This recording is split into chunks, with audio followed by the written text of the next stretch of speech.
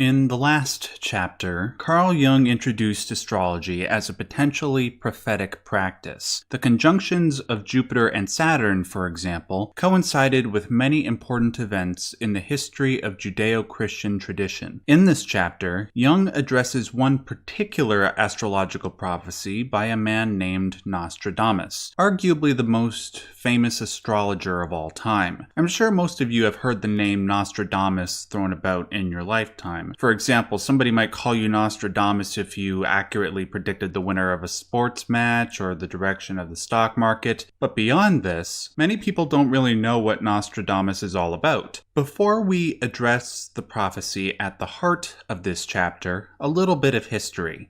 Nostradamus was born in 1503 AD, right on the nodal point of 1500 AD mentioned in the last chapter. During his time alive, Nostradamus was a brilliant medical student, spending many years of his life as a successful wandering physician. He was widely known for his courageous treatment of plague victims, for example. His life of achievement was unfortunately complemented, for lack of a better word, by tragedy. The aforementioned plague wiped out everybody in his family, including his wife and 2 daughters. Despite this tragedy, he continued to fight against major outbreaks of the plague until he settled down in 1547. It was in this year that he began writing what he would be remembered for centuries later, his prophecies. In his most famous book, Les Prophéties, he wrote 942 prophecies. The contents of these prophecies were allegedly produced by astrological projection, by viewing conjunctions of planets and the movements of the heavens, and determining what the future held based on this. Jung believed that Nostradamus' projections were complemented by the same force that motivated Joachim Flora in the last chapter.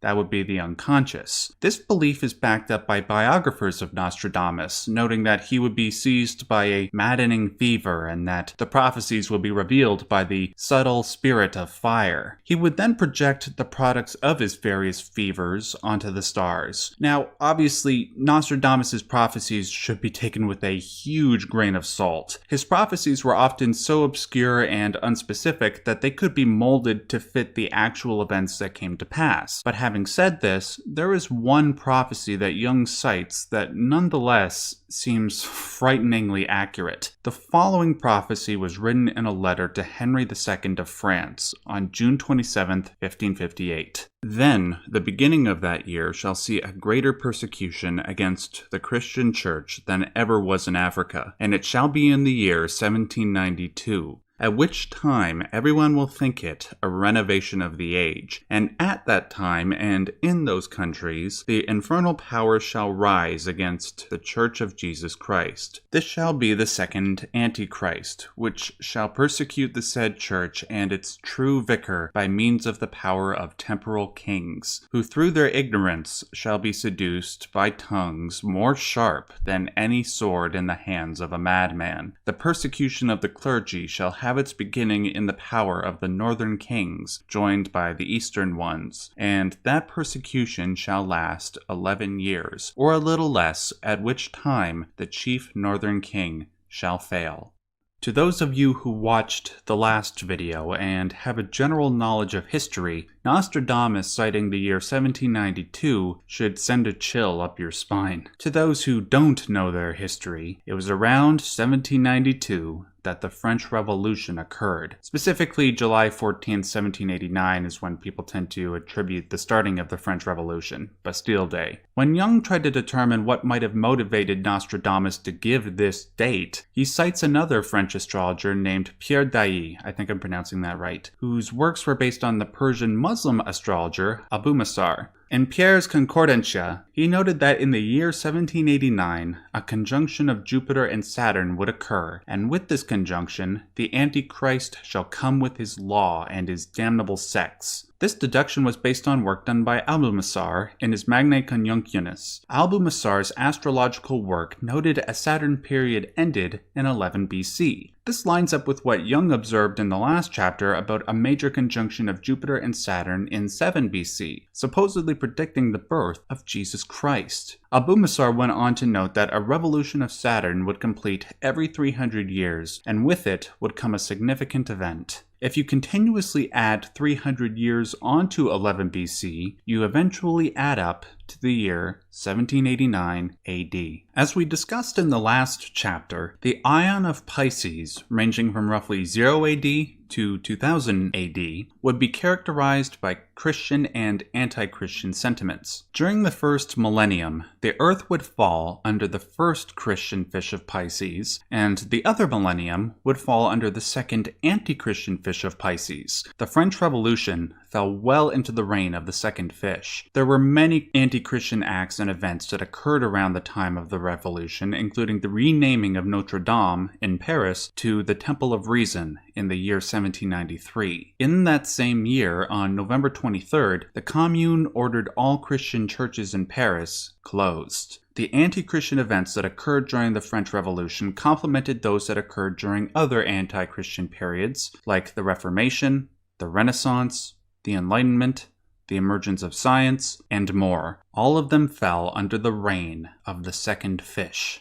Aside from Nostradamus' primary prediction of the French Revolution, there are two other elements to his prophecy that Jung noted. The first is the reference to northern kings and how it would be them that persecuted the clergy. Now, one could simply infer from this that France is in the northern hemisphere, but Jung introduces a whole new dimension to the notion of evil coming from the north. He cites several instances in religious history where the force of the unconscious descended upon prophets and stated that evil originates in the quote-unquote north. There is the case of the hostile brother gods, Horus and Set, from Egyptian tradition. Set, the evil brother, supposedly had his fiery abode in the north. Aside from this one non-Christian example, the other examples are primarily Christian. In the biblical story of Jeremiah, God said, "The north is where disaster is boiling over for all who live in this land." In the biblical story of Isaiah, it is said that the devil would set his throne in the recesses of the north. In the biblical story of Ezekiel, the titular character had a divine vision of a powerful windstorm coming out of the north. In regards to Ezekiel's vision, the Anglo-Scottish theologian Adam Scotus, quote, "imagined there was a dragon's head in the north from which all evil comes. From its mouth and snout it emitted smoke of a triple nature." There was also a Benedictine monk named Rabanus Maurus who believed that the north wind signifies the devil, as is evident from Job 26:7. "He stretcheth out the north over the empty space, and hangeth the earth upon nothing." The final aspect of Nostradamus' prophecy is his mentioning of a second Antichrist. This is a strange utterance. As I stated before about Nostradamus' other prophecies, they are usually so obscure and undefined that they can be molded to fit past events. This trend continues with the prediction of a second Antichrist. Even Jung's speculations into the notion of a second Antichrist feel inconsistent. For example, while commenting on this prediction, Jung looks into the history of the Christian religion at people who were given the title Antichrist for their challenging of Christian doctrine. He cites the Roman Emperor Nero and the Prophet Muhammad, but these two didn't fall under the eye of the second fish. One person who did, however, was the Protestant reformer Martin Luther, a man who rejected several teachings and practices of the Roman Catholic Church and was referred to by many as the Antichrist. Jung cites him as a possible first Antichrist because of his possible relation to the second Antichrist, which Jung explains with this sentence: "We should not omit to mention in this connection how much capital the Nazis made out of the idea that Hitler was continuing and completing work of reformation, which Luther had left only half finished."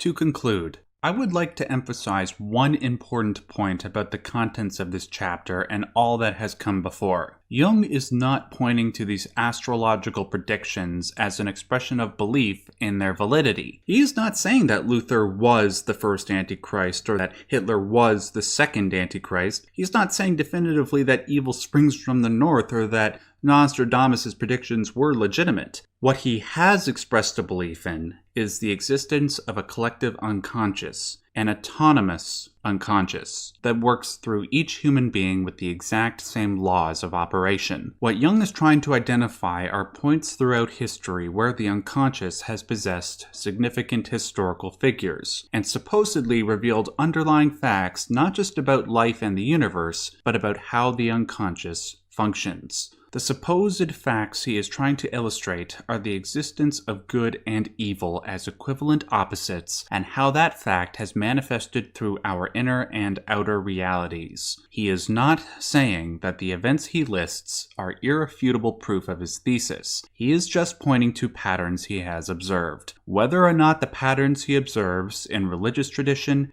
in astrology, or psychology are real are for you to decide.